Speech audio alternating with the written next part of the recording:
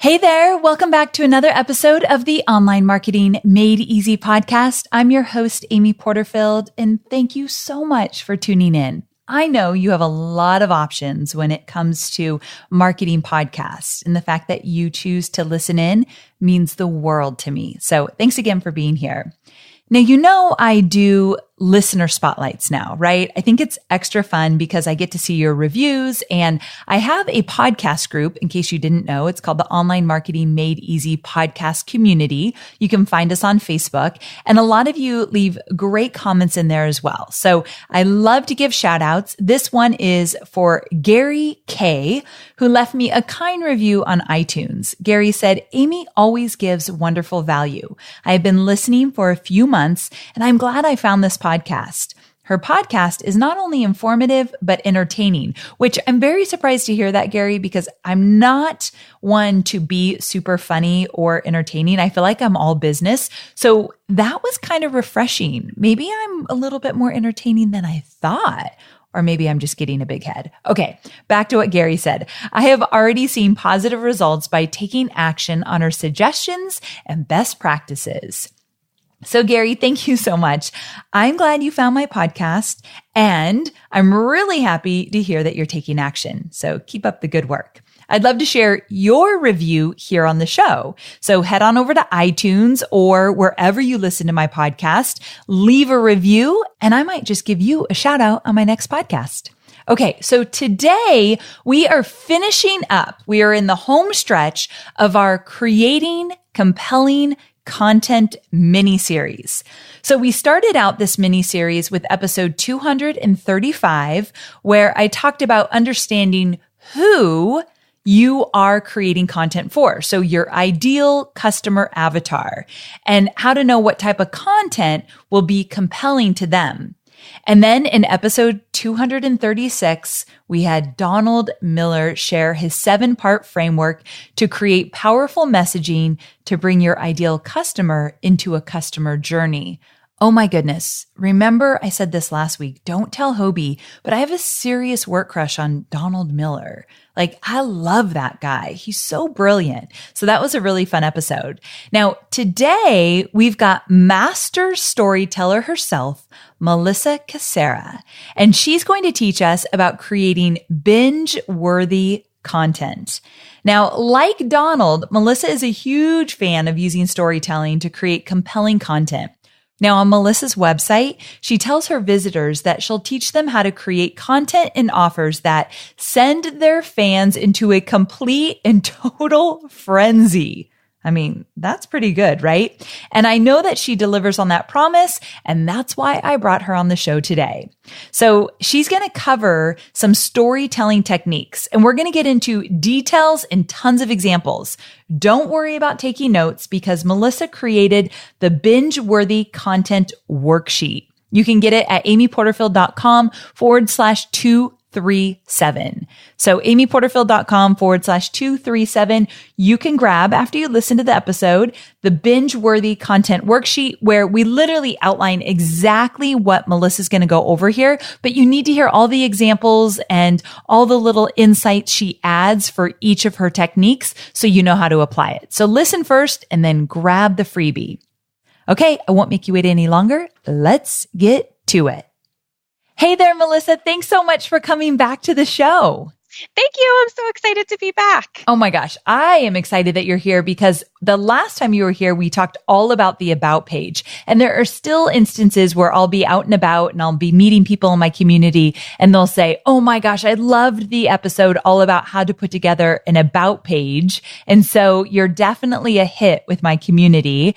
And I knew you would be a hit coming back on. Now, I love how excited you got when you heard that you were going to be a part of a mini series that we're doing. So tell my listeners why you were so excited, and also tell them a little bit about yourself.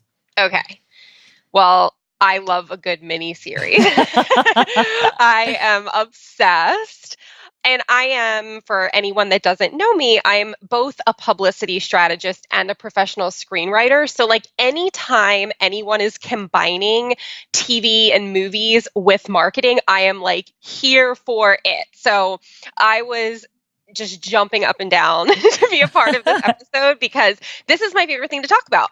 So just a really short, brief little bit about me. As I mentioned, I'm a publicity strategist. I started my career in publicity and marketing about 16 years ago now, which feels like crazy. I started in the pharmaceutical industry and then I ran away screaming. And I ended up starting my own business after that, which was 12 years ago at this point. Still wow, can't believe it. Right. It was around when we were faxing press releases. so it's really insane to see how everything has shifted. But interestingly, I funded my business early on by working as a commercial actress in New York City. And nothing sexy, but I used to be on the cover of nursing magazines, talking about uterine fibroids, nothing at all sexy. But I had, I worked in the entertainment industry, as I said, funding my business, but I also had several clients in the entertainment industry. And so I became obsessed with how movies and TV shows could create obsessed fan bases. So eventually I swirled all of that experience and obsession to teach business owners how to create obsessed fan bases for their own work using the power of storytelling. And then it wasn't until about 4 years ago that in addition to helping business owners tell their stories, I started getting interested in telling my own stories, but more fictional. So I moved my entire family to LA, which is me, my husband, and 3 dogs. And I started pursuing screenwriting. And so I have 2 films now that air on Lifetime Network. If you're in the US, you have that, or you're familiar with it. If you are not in the US, then it does air in international markets. I just don't know the networks. Okay, say the names of them because we've got some fans here that are going to know. So my first film was Girl Followed, and my second film is called Her Stolen Past. So both of them so good. I've heard you talk about them. When I saw one, I was felt like I was the most coolest girl ever because I knew who was behind it. And when to see your name on the screen, that's got to feel so good. Really, I have to say there's kind of nothing like it. Right? I bet. I can't even imagine. So cool.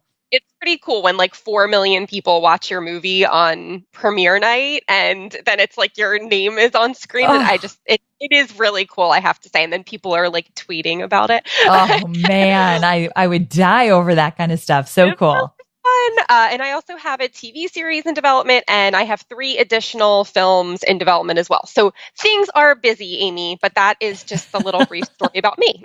Well, you have such a cool background and you do really cool things that are different, definitely, than the world I live in. So it's always fun to talk to you. And today you're going to teach us 5 storytelling techniques to create, I love this title, binge-worthy content. And you're going to begin with using basic plots of movies and TVs. So this is extra special. We've never done anything like this before on the podcast. I'm intrigued. Tell us all about it. Okay. Well, first, I just want to have a disclaimer that there are so many plots and types of stories you can do, but because this podcast is not a 6-hour miniseries, I am only going to share 3 types because these 3 types are actually the best stories you can tell to get your audience to buy from you. And I know that's most important for your audience because they're business owners. So the first type of story that you can tell is a redemption story. So people love hearing stories about beating the odds and getting redemption and achieving success despite obstacles. So think about the movie Groundhog Day or any of the superhero movies.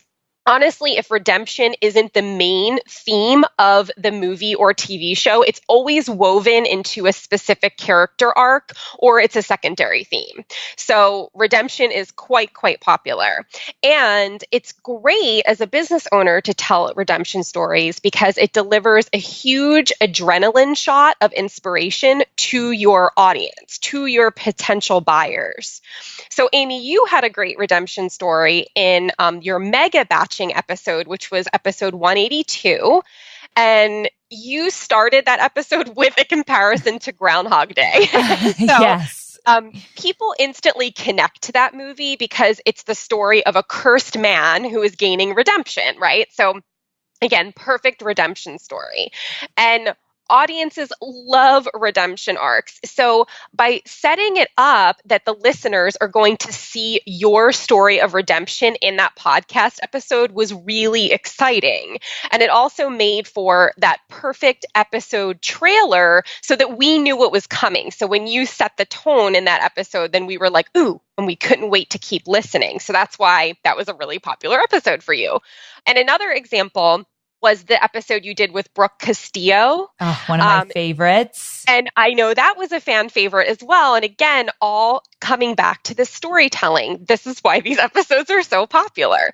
Brooke had an amazing story, and it was a mini story that she told, but it was about when she put her book out into the world and there were like typos and grammatical errors in it. And she felt a ton of shame because like the evil grammar police like came out after her.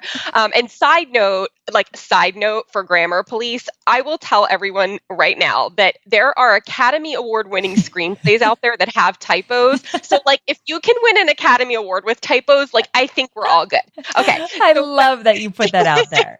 So back to Brooke. Then she got a heartfelt letter about how she changed a woman's life. And that was because that woman chose to focus on her message and not like a misplaced comma, right? Right. So Brooke was able to triumph by saying that she produced this B- work, but it still changed lives. So again, Brooke had this amazing redemption story, and that episode was wildly popular. So what I want everyone to know listening now is that as you're thinking of your own redemption stories in your business and the arc of your entrepreneurial journey, it doesn't have to be something huge and dramatic. Like, don't feel bad if you don't have this crazy story of like, I lived in a war-torn country and I had to survive before getting myself out and then being able to create my dream. Like, if you have that story, I mean, great. Right. Share it. Epic. But if you don't, and many of us don't have that story, don't worry about it. There are smaller moments of redemption, smaller adversities in your everyday life and in your business, right? That you go through. I mean, even just like getting lost on the way to a business meeting and deciding to embrace that feeling of being lost versus freaking out, like that is an amazing story, right? It's a very small moment that happened in one day, but it's a great thing that people can connect to, and you can tell them like how you went from this totally like freaked out panic attack in your car to, how you overcame that, right? How you redeemed yourself in that moment, stuck in traffic, in the car, being lost, and then how you, rocked that meeting or whatever happened in the end. Or maybe you didn't rock the meeting and that was that's the lesson you want to impart, right? Okay, so I love that you bring up, it doesn't have to be this most amazing, triumphant situation to really resonate with your audience. Totally. Totally. And if you're worried about revealing kind of obstacles, mistakes, or failures, which I get that a lot from my audience, I just want you to think about any television show or movie. Your favorite characters are the ones who are not in total control all the time. You only root for people when they make mistakes, right? Yes. Because they have something to redeem. So always think back to that. Like, you're rooting for the people that are making mistakes. You're rooting for the people that need redemption. Oh, okay. So good. So the second type of story that you can tell is the walk away story. So think about like Beyonce left Destiny's Child to pursue a solo career. I mean, and we all see how that went. Elizabeth Gilbert, who wrote Eat, Pray, Love, like she decided to leave everything behind and go on this like worldwide quest for self-discovery. So these are wildly popular stories, right? Right. Yes. Beyonce is a huge global phenomenon. Eat, Pray, Love, huge global phenomenon, both in book and movie form. So these are the stories that people want. And in life and in business, there are so many moments where we need to courageously walk away from something. So it could be like that you've walked away from a career that wasn't meaningful anymore. You've walked away from a relationship or a business partnership or whatever that is, right? I know that everyone in this audience has at least a few moments in your life where you have walked away. And I know you, Amy, you've talked about in several podcast episodes, and I think elsewhere, even in webinars, et cetera, how you used to work for Tony Robbins and you walked away. Now, that's an inspiring story to tell and keep telling, because there are a lot of Tony Robbins fans out there, and people probably view that as like being able to work with him or be in his orbit as like the dream job. So the fact that you walked away in pursuit of your own dreams is really powerful and inspiring, right? Yeah. I did the same thing. I told a 6-part mini series in my newsletter last year, and I had to break it up because like my business journey is expansive, right? I've been doing this for a really long time, and I called it The Scandalous Truth. And I talked about how I walked away from that lucrative career in pharmaceuticals, lucrative but crazy, and how that career seemed really fancy on the surface, and like I had this paycheck and bonuses to match, but I was really depressed working in this very shady industry. So I told the story about walking away. So think about your own walk away stories. And then finally, the third story that you could tell is the "you are not alone" story. So really quick before I dig into that, let me just tell everybody how a screenwriter's job works. Okay. So hired to write a script. We are contracted to produce a draft, right? A draft that everybody looks at and reads. Producers, network, studio, director, everybody. That can be like 20 some people, and they're all giving you feedback and critique. And what you need to do is figure out how to incorporate all of their critique and their notes so that the project gets made while maintaining the integrity of the story you want to tell. Okay, so that's why it's really crazy to be a screenwriter because you're trying to make everybody happy, essentially. Now, one of the most common notes that I get and that every screenwriter gets, every professional writer gets, is that something in that script is not believable. You have to find a way to make that believable. Right? And so even though we're writing fiction, we have to find something real that our audience is going to connect to. So if anyone has watched The Sopranos, which most people have, there's this moment in the first season where there's, the star of The Sopranos is this violent mobster named Tony Soprano. But he has this attachment to the ducks that are swimming in his pool at home. Right. And he was so sweet and nurturing with them. Right. And then when the ducks went away, he experienced depression and he actually had an anxiety attack when they left. Right. And so the reason that they put that in there, the reason they told that story in The Sopranos, like that was part of the plot, is because it was a way to get us to relate to Tony. We can't relate to him like murdering people and cheating on his wife, right? But we can relate to the tenderness that he felt in those moments with the ducks. So the point is here that you want to tell stories that relate to your audience.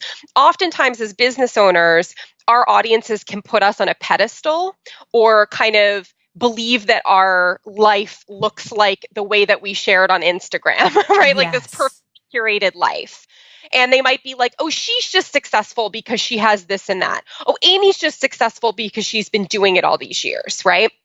So it's important for us to share the moments that we felt exactly like our audience does and give them that reassurance, because the reassurance can be so healing and people are so grateful when we are brave enough to stand up and say, hey, I felt that way too, or this happened to me. So you did this in your episode 213, which was 10 things I'm embarrassed to tell you. That was the perfect example of this. So if you haven't listened to that episode of Amy's, it's amazing. She basically told 10 mini "you are not alone" stories in this one episode. And really, I think each one probably could have been its own episode. So they're just really powerful and it allows your audience to deeply connect with you. These are so good. Okay. So redemption, walk away story, you are not alone. Did I get the 3? Got it. Oh, awesome. I love the examples you're giving. I mean, of course, I love them because you're referencing some of my podcast episodes, but even some of the other examples, it really just brings this to life. So thank you so much for doing your homework and making it so tangible for all of us. I absolutely love that. Okay. Yeah. So as we keep going, now that we know what kind of stories, so we've got 3 ideas of the kind of stories we can create. And I think all my listeners can think of 1 or 2 stories related to your examples. So now that we know what kind of story we should be telling, what's next? The next thing you need to figure out is how to begin your story. So in screenwriting, we refer to this as the inciting incident. So the inciting incident is how you're going to hook your audience and keep them reading, listening, or watching. So an example is we're referring back to your mega batching episode. And the inciting incident that you used in that episode to hook us into the main action of that podcast was using the Groundhog Day comparison, right? Which everyone can relate to. And then you described how that felt when you were doing your podcast without batching and how you were doing these one-off episodes and you felt really stressed and it was just feeling like a total chore, right? So that's how you kicked that off. And you hooked us into the main action of the episode because now we were with you. And again, you were relating, you were telling people you are not alone. All of these feelings, right? You're like, I was stressed and overwhelmed.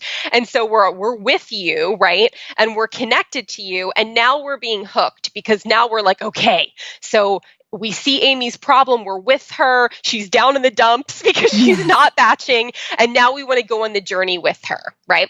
So the key here is to figure out how you're going to start your story, your episode, your blog, your video, whatever piece of content you're putting out. And the key is don't start from the beginning of the story. So here's what I mean by that. We all have a friend that calls us up on the phone and says, oh my gosh, the craziest thing happened to me. And then you say back to your friend, oh my God, tell me.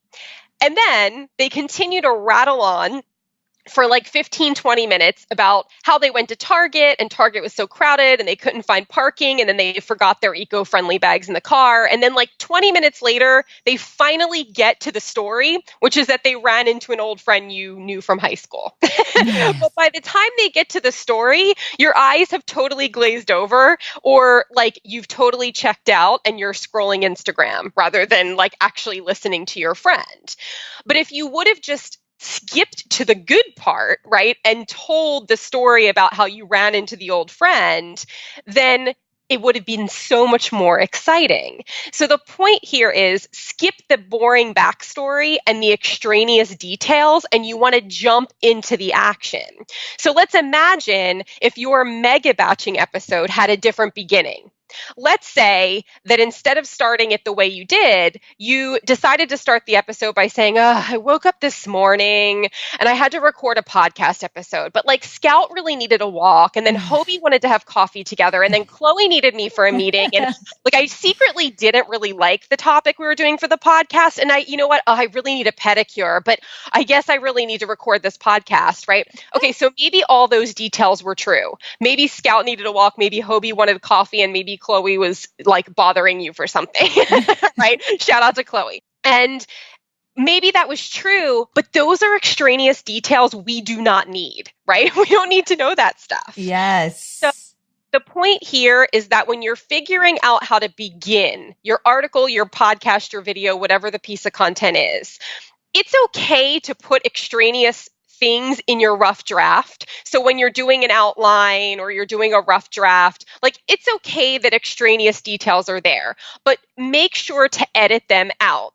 Always remember to skip to the good part. That is the thing you want to take away from here. When you're beginning your story, please skip to the good part. This is so good because some people just feel like they need to tell you it all, especially with social media and all the videos now, and you just get everything and you lose people so quickly. That's right. Okay. So this is a very good reminder for all of us. Skip to the good stuff. Okay. So now that we've got our reader hooked with the good stuff, tell us the third storytelling technique. Okay. So now you need to figure out what is going to be the conflict in your story. So without conflict, content falls flat. And suddenly your audience will be paying attention to anything else because there's no conflict. So let's again use your mega batching episode as an example here, because there were tons of conflict baked into that episode. You had so many twists and turns there. You talked about the why of mega batching. So you were saying like, here's why I wanted to incorporate mega batching, which really could have been, I think if anyone else had handled it, it could have been boring, right? Because it would have just been like, here's my why reason number one, and just kind of like blanketly stating what your why is. But instead, you made it exciting because you added these twists and turns. You were like, I was stifled creatively and I was missing out on like big popular guests because I couldn't get my stuff together so that I could schedule them far in advance. So there were all of these like twists and turns that we were following through as you were telling us your story. Now, what you could have done is just jumped into like, here are the 5 ways that I have a successful mega batch, right? But again, that wouldn't have been exciting. Like if you just jumped in and said, hey, everybody, this episode is about mega batching, and here are my 5 tips for mega batching. And fortunately, you didn't do that. But how much content do we see out there that's like that, right? Like the 10 ways to do this or the 5 ways to do that. I'm not against those type of like tip-based articles or tip-based podcasts. They work. But they only work if you bake story and bake conflict into it.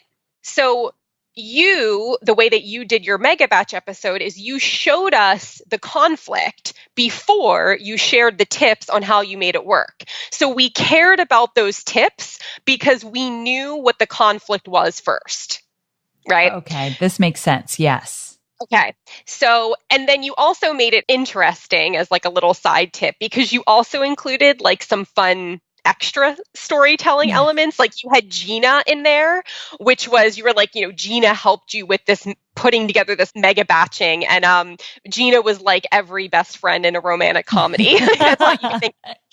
And then you had this other funny element, which was you were talking about how you were figuring out how many episodes you could batch at a time.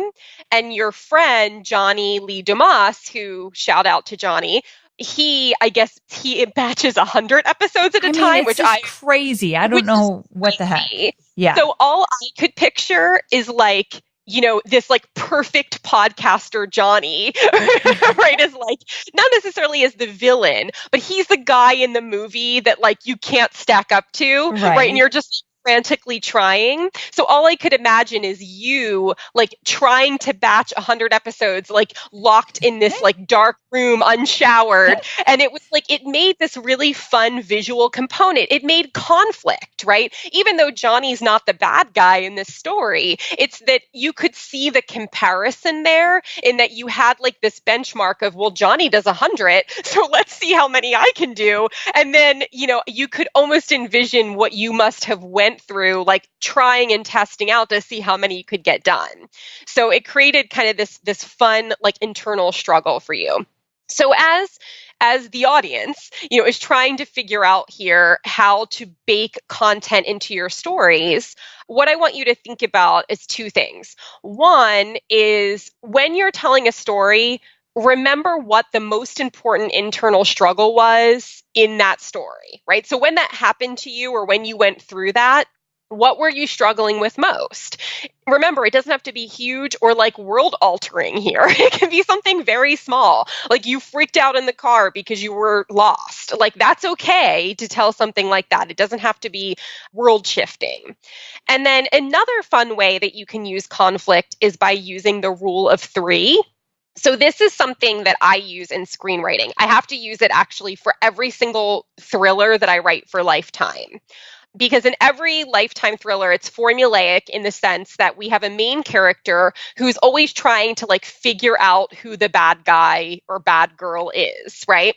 Yeah. So usually it's someone that they're in jeopardy because of. So it's someone that's trying to kill them, or somebody that's trying to take someone away from them, their child, their partner, whatever, or someone that's trying to like usurp their throne in some way.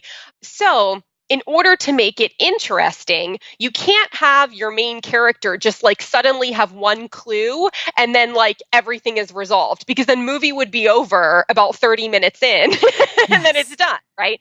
So instead, you have to use the rule of three, which is essentially that they have to make 2 unsuccessful attempts to do something, and then the third one is actually successful.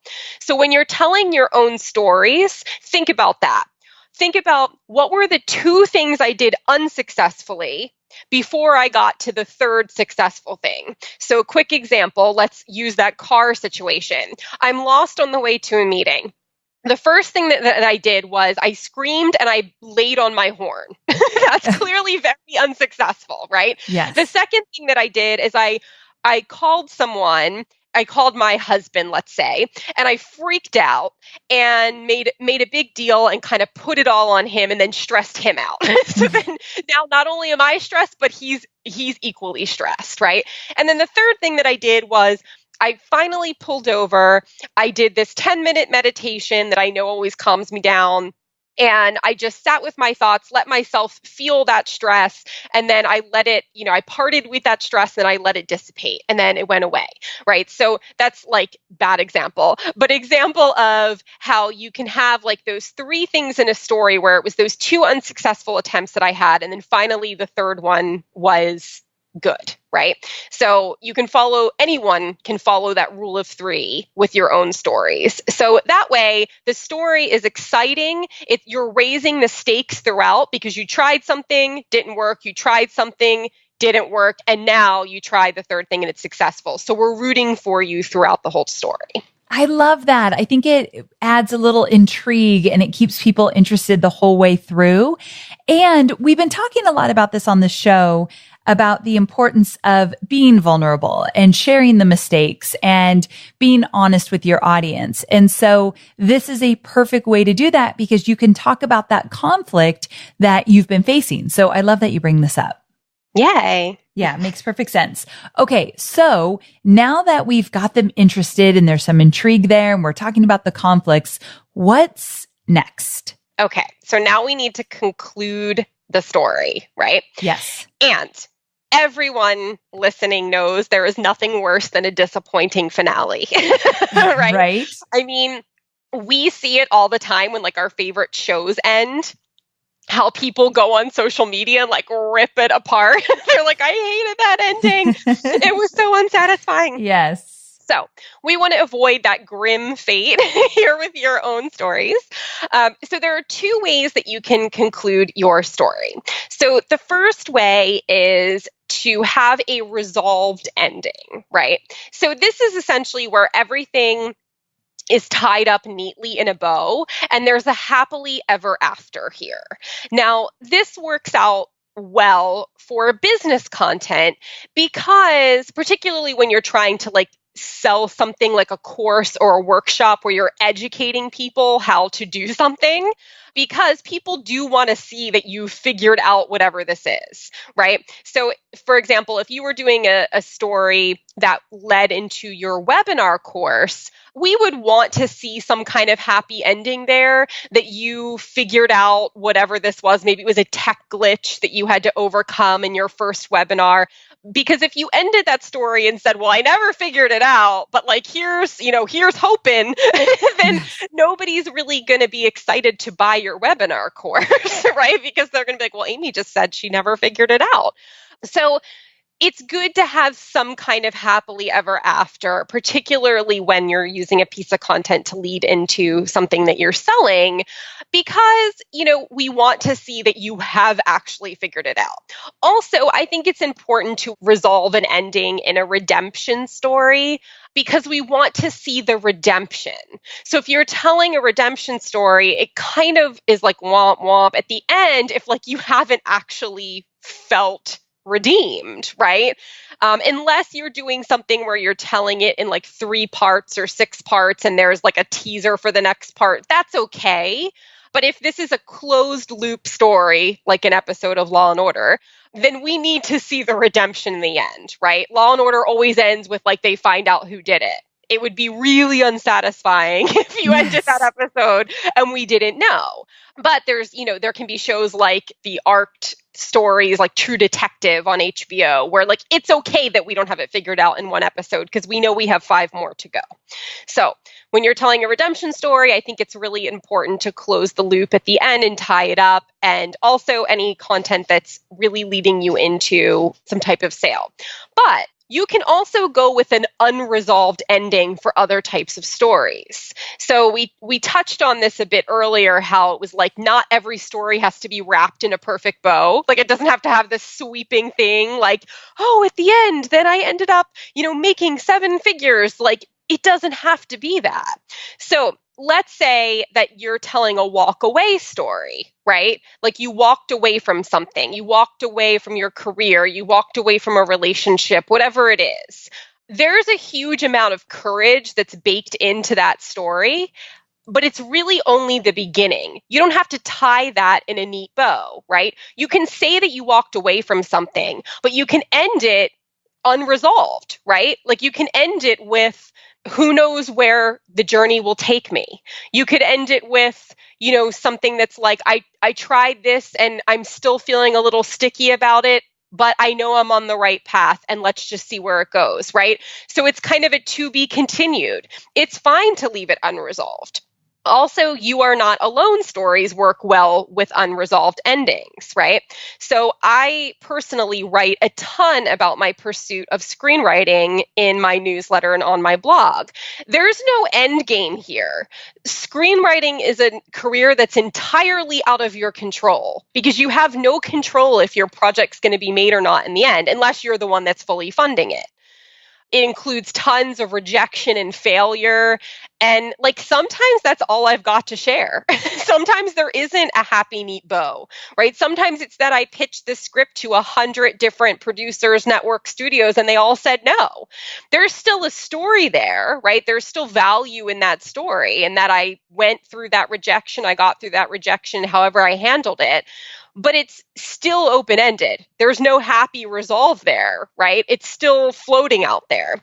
So I can still conclude my story with a lesson or how I dealt with all that rejection, right?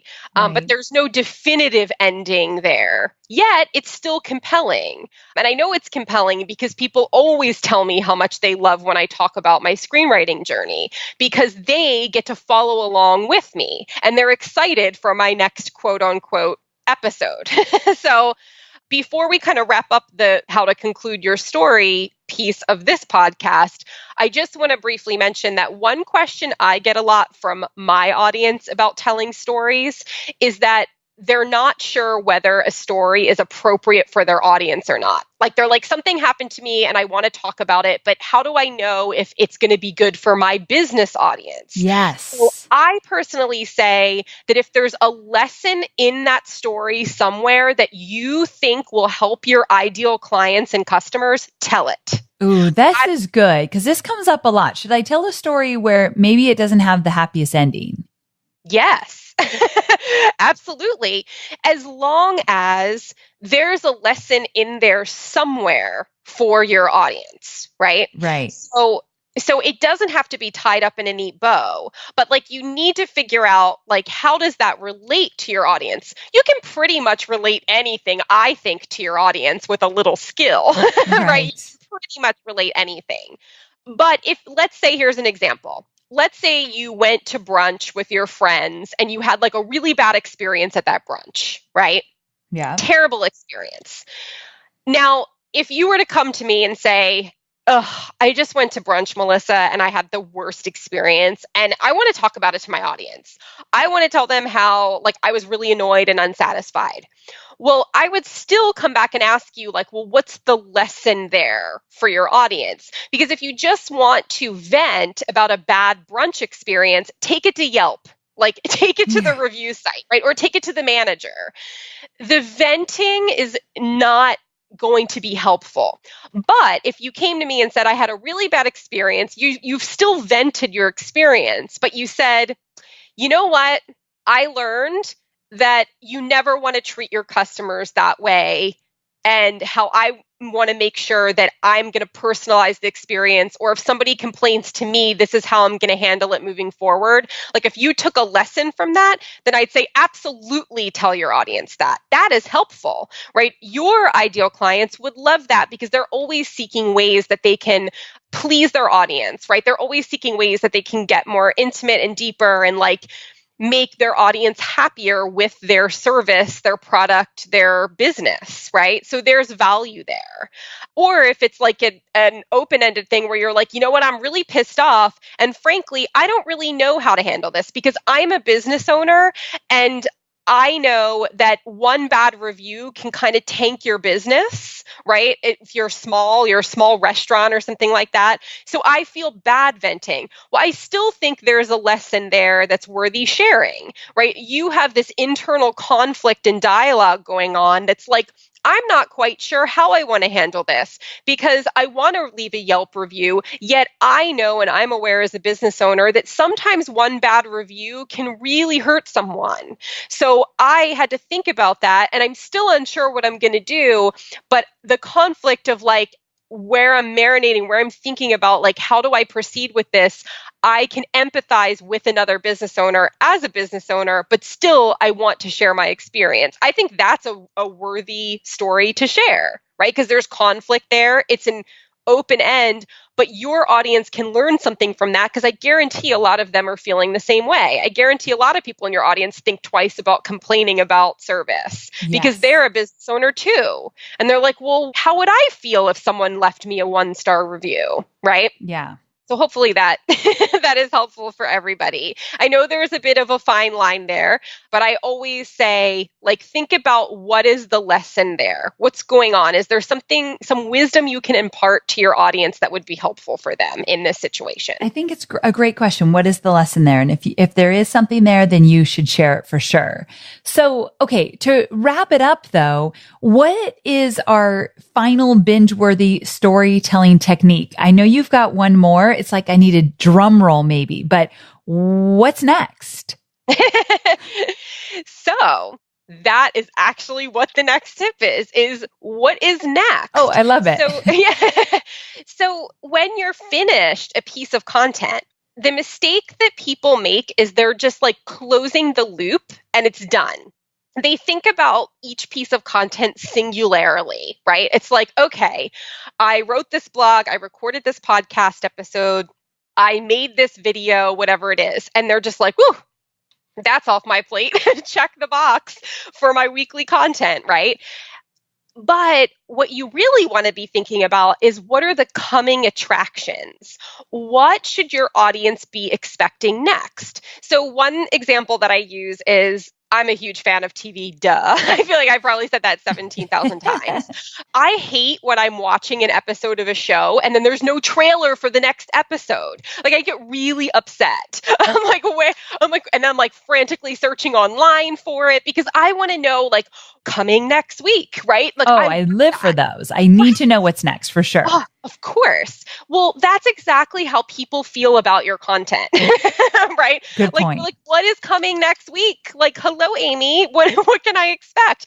And also, you can create that feeling if you do this. So if people aren't feeling obsessed with your content yet, this is a way to psychologically create it for them. Because if you're giving coming attractions for like your next piece, then it has that same feeling. They're connecting it to what they see on TV when it's like next week on The Bachelor, right? Like they're going to feel the same way about your content.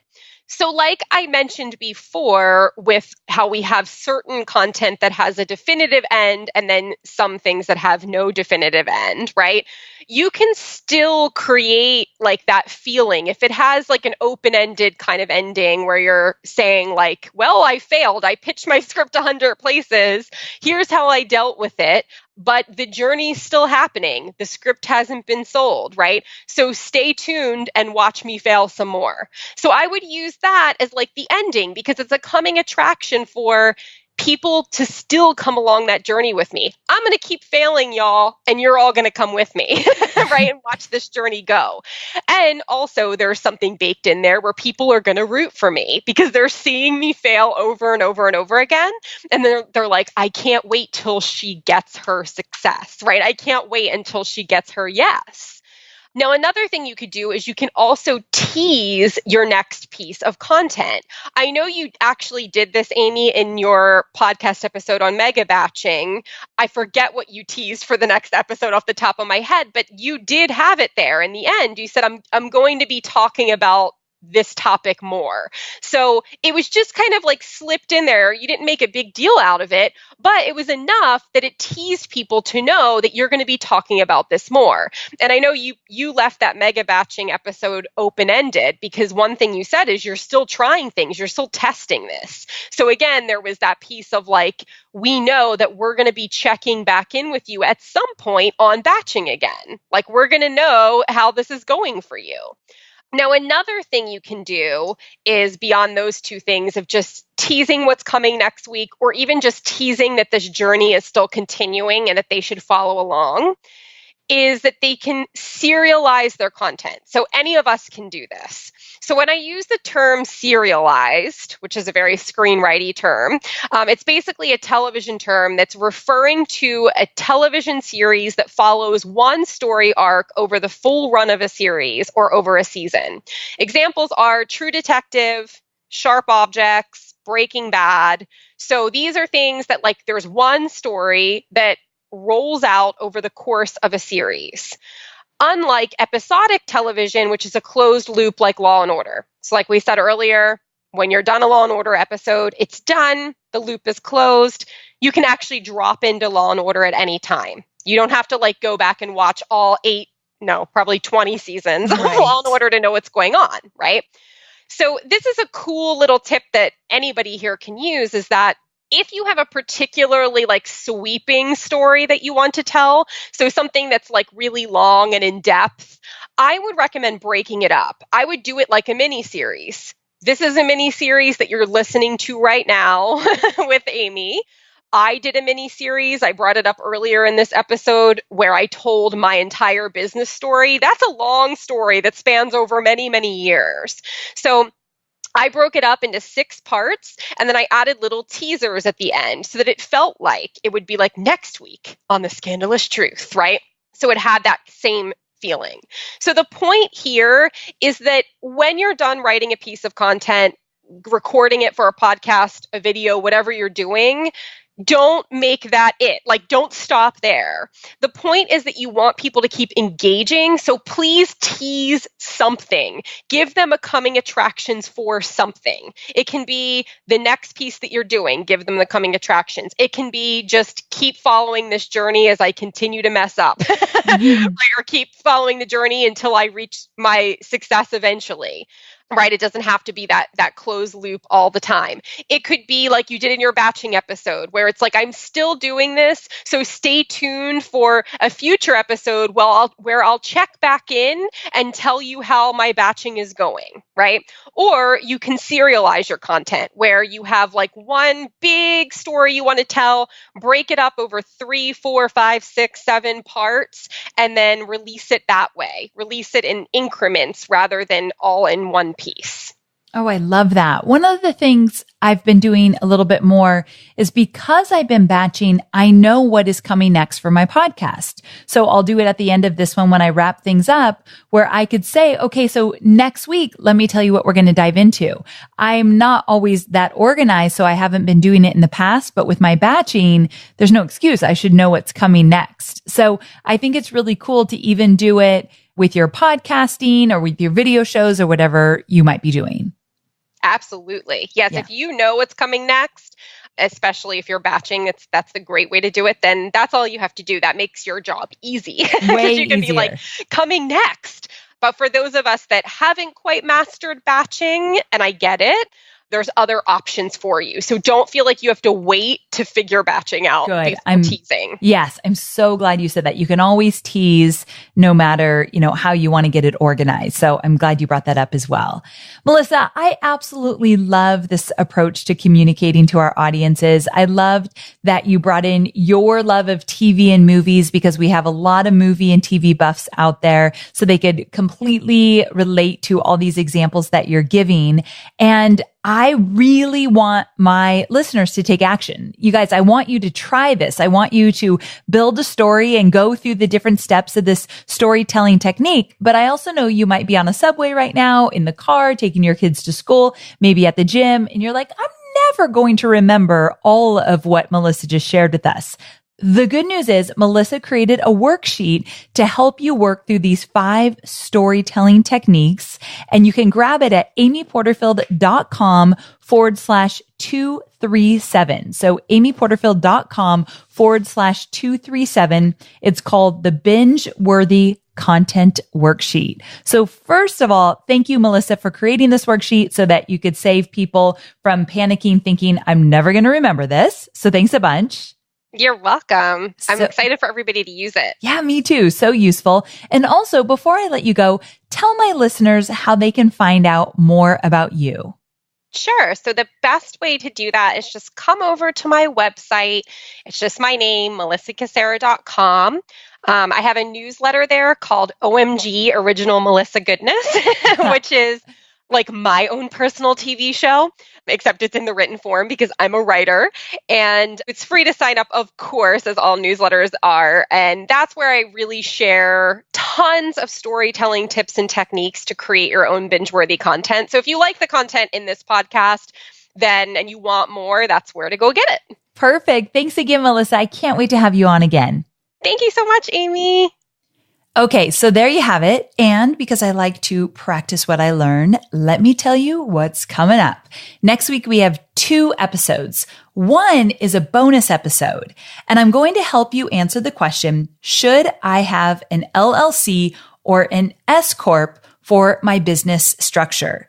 Now, this is for my US audience. It's different in Canada and overseas. But if you're in the US, no matter if you've already set up your business or not, this episode is a must listen to. I brought on my resident attorney, Bobby Klink, to talk about what is best for your business in terms of protecting yourself, protecting your business, and protecting your taxes so you don't pay too much.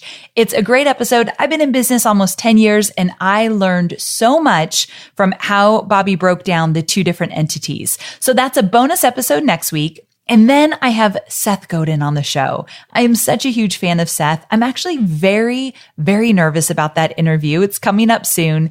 And Seth has a new book coming out.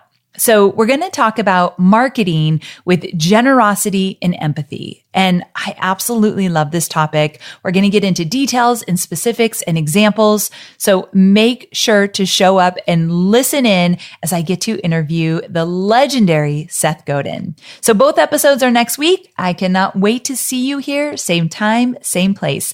And one more thing, make sure you subscribe to the podcast, whether you listen to it in iTunes and you subscribe there or wherever you listen to it. Because when I have bonus episodes, I don't always email out about them. I haven't yet decided if I'm going to email out about the LLC/S Corp episode. So if I don't email you, you'll get a notification if you subscribe in iTunes or wherever you listen. So I'm doing a lot of bonus episodes. Make sure you subscribe. Okay, guys, cannot wait to see you here next week. Bye for now.